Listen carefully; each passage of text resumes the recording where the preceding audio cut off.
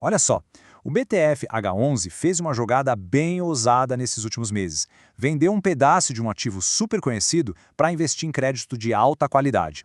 Nesta análise, a gente vai decifrar essa estratégia, mergulhar nos números por trás dela e ver o que isso pode sinalizar para o futuro do fundo. Tudo isso, claro, com base nos relatórios de gestão de outubro e novembro de 2025. Pois é, essa é a pergunta de US$ 1 milhão, né? A resposta que o BTHF11 está dando não é escolher um lado, mas sim ter a flexibilidade de dançar conforme a música do mercado.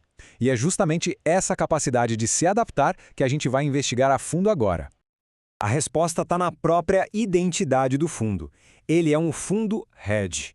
Pensa nele como um canivete suíço do mercado imobiliário, sabe?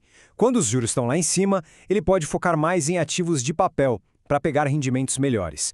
Agora, se o mercado de tijolo começa a esquentar, ele vira a chave e aumenta a posição em imóveis físicos. É essa agilidade, essa capacidade de pular entre tijolo, papel ou até segurar o dinheiro em caixa, que é o grande diferencial da estratégia dele. Tá, legal. Essa flexibilidade toda é muito bonita na teoria. Mas e na prática? Tá dando resultado? Para responder isso, vamos olhar direto para os números de novembro, que já mostram o efeito dessas últimas decisões da gestão. Vamos começar com o que muita gente olha primeiro, o Dividend Yield. Olha esse número, 13,05% ao ano, com base na cota de mercado de novembro. Num cenário com juros ainda altos, esse patamar é um baita atrativo para quem busca renda e também mostra que a capacidade do fundo de girar caixa está forte, mesmo depois dessas mudanças todas na carteira. Outro indicador super importante é o famoso P sobre VP, o preço sobre valor patrimonial. Ele está em 0,86. O que isso quer dizer na prática? Que o mercado está vendendo as cotas do fundo com um desconto de 14% em relação ao que os ativos dele realmente valem. Isso pode ser uma janela de oportunidade dupla, receber os dividendos e ainda ter a chance de um ganho de capital se o mercado resolver corrigir essa diferença. E aqui a gente vê a performance consolidada. No acumulado do ano até novembro, o BTHF11 entregou 22,2% de retorno. Isso superou o IFIX em quase 7 pontos percentuais. E olha, isso não é sorte não, é o resultado direto de uma gestão que sabe gerar a carteira e pegar as oportunidades que o índice, por ser passivo, acaba deixando passar. Ok, mas então, de onde veio esse desempenho tão bom?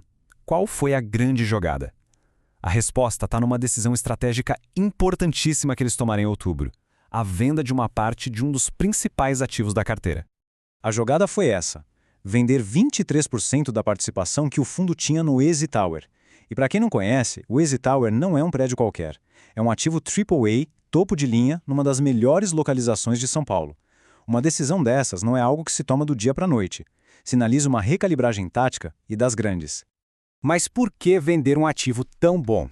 A lógica deles se apoia em 3 pontos principais. Primeiro, diminuir a concentração. O Easy Tower era muito grande dentro do fundo e vender uma parte ajuda a diluir o risco. Segundo, otimizar a renda. Basicamente, trocar um ativo que gera aluguel por outros, de crédito, com potencial de gerar mais caixa no curto prazo. E terceiro, claro, realizar o lucro, botar no bolso a valorização que o imóvel teve e usar esse dinheiro para buscar novas oportunidades. E tem uma fala do próprio gestor que resume isso perfeitamente. O foco era aumentar o FFO, que é basicamente a geração de caixa das operações, e também a liquidez. Isso deixa claro que a venda não foi porque deixaram de acreditar no imóvel, não. Foi um movimento tático mesmo, para deixar o fundo como um todo mais forte e com mais flexibilidade. Beleza. Então, com o dinheiro da venda na mão e os novos investimentos já feitos, como é que ficou a carteira do BTHF11? Qual é a nova cara do fundo? Vamos dar uma olhada no antes e depois para entender. Essa aqui era a foto da carteira em outubro. A gente vê ali uma fatia de 13,8% em ativo real. A maior parte disso era a participação no Easy Tower. Mesmo a carteira sendo diversificada no geral, essa fatia específica representava um risco bem concentrado num único imóvel. E foi exatamente isso que a gestão quis atacar. E essa é a carteira em novembro. Se a gente olhar rápido, as fatias parecem até parecidas, né? Ativo real foi para 14,1%. Só que a mudança por trás dos números, a mudança qualitativa é gigantesca. Parte daquele dinheiro que estava no único imóvel virou caixa e logo depois foi reinvestido em vários ativos de crédito mais pulverizados e com garantias bem fortes. E para onde foi esse dinheiro? O principal investimento foi num CRI, um certificado de recebíveis imobiliários da Latam lá em Guarulhos. A taxa é ótima, IPCA mais 12,81%, mas o ponto-chave aqui, o que realmente chama a atenção, é a segurança. Esse CRI tem fiança bancária do Bradesco, ou seja, mesmo que tudo der errado, o pagamento está garantido por um dos maiores bancos do país. Além disso, eles também aumentaram um pouquinho a posição em ações da Tenda, uma aposta mais tática no setor de construção. Ok, então a gente já viu a estratégia, olhou os números, entendeu as mudanças. Juntando tudo isso, o que é importante ficar de olho, seja para quem já é cotista ou para quem está pensando em entrar. Vamos resumir aqui os pontos positivos e os pontos de atenção? Do lado dos pontos positivos, uma gestão que já provou que é ativa e que entrega retornos acima do IFIX, um dividend yield bem atrativo e, claro, as cotas sendo negociadas com desconto.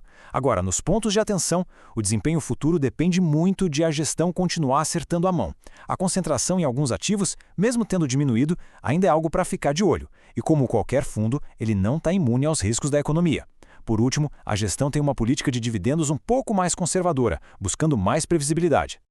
Para fechar, a gente volta para a questão central de tudo isso. A gestão ativa e essa flexibilidade de ser um fundo hedge foram, sem dúvida, o grande diferencial do BTHF11 até agora. A grande pergunta que fica é, essa capacidade de se adaptar, de mudar de rota, vai continuar gerando valor num mercado imobiliário que muda o tempo todo? A resposta para essa pergunta é o que vai definir se este fundo faz sentido ou não na estratégia de longo prazo de cada um.